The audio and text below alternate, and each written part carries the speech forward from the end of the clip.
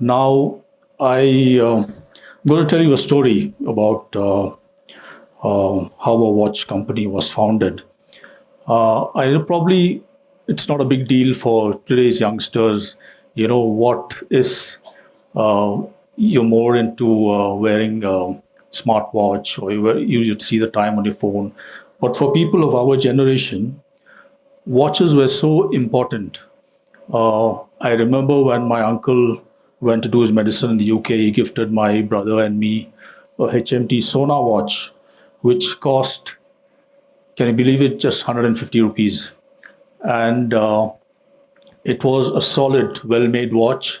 I still use it today after almost 50 years. It still works. It's a wind up watch. And it used to be pulled out only during examinations and to check the time when you wrote the exam and to be put back in. It was very precious. It was meant to be handed from generation to generation. I think you probably all young people be wondering what I'm talking about. And so, as you know, today a lot of corporate history is being written, and it's important that you know where a company is coming from, where it's going, and need to know the history because often history repeats itself. And a lot of corporate history is being written by many authors, many journalists, many historians. And I think it's a very important trend in business journalism in today's world. And today's environment is so different. But if you're talking about the 70s and 80s, the environment was one of industrial licensing. The government controlled what a company could produce, how much it could produce. It was a very, very different era. And even for watches, which Titan eventually got into, it was reserved for public sector companies. It was reserved for the small scale sector, and there were a lot of restrictions during that time.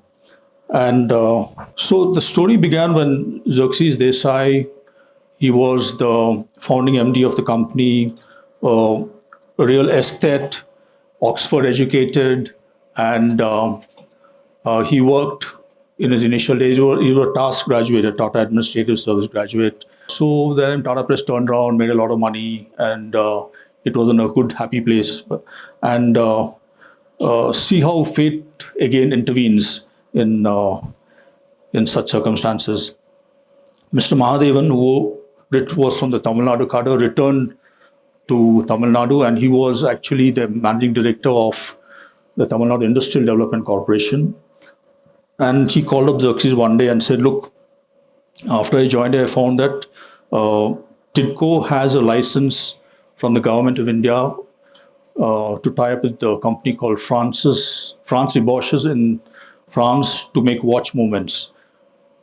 TIDCO had the license, but they always needed an industry player to take part along with them. But they found that other industrialists in Chennai were not interested in making watches. So Xerxes and Anil headed back to Chennai and then had a good conversation with Mahadevan and said, yes, we will go ahead with this. And they said, let's take this project forward. So that's how it happened that they went to France to try up a deal with a long protracted negotiation with Francis Rebauches on the entire deal. And then finally they came to the signing stage. That deal was signed. And but again, when Minu, Anil and Xerxes went to Delhi and met the industry secretary, I think from the book, I remember it was Arun Ghosh, and found that again, they were refused permission, saying no, it's reserved for the small scale sector, reserved for public sector, so only somebody like HMT can make watches. And so again, they returned empty-handed and pretty disappointed about the whole thing. But again, so it was almost 7-8 years from the time they actually thought of making watches. But, circumstances were such that, 84, Indira Gandhi got assassinated and her son Rajiv Gandhi became the prime minister. And there was a lot of loosening of the strings around what companies can do. There was perhaps initial stage of the liberalization. and Rajiv Gandhi's government was allowing kind of broadbanding of companies. They were allowing them to uh, decide what they want to make, and they did form the company, and they went ahead with this. Titan was formed, and they formed the company in Tamil Nadu, in Hosur. That's where the plant eventually came up. Uh, so what I wanted to convey was in my short talk is sometimes things are not as linear or as well planned or as strategic as companies plan.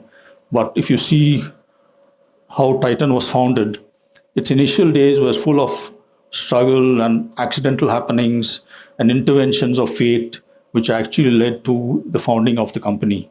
And today, of course, it's extremely successful, right? So that is a bit about the background of Titan. All of you know, it's a very immensely successful company today.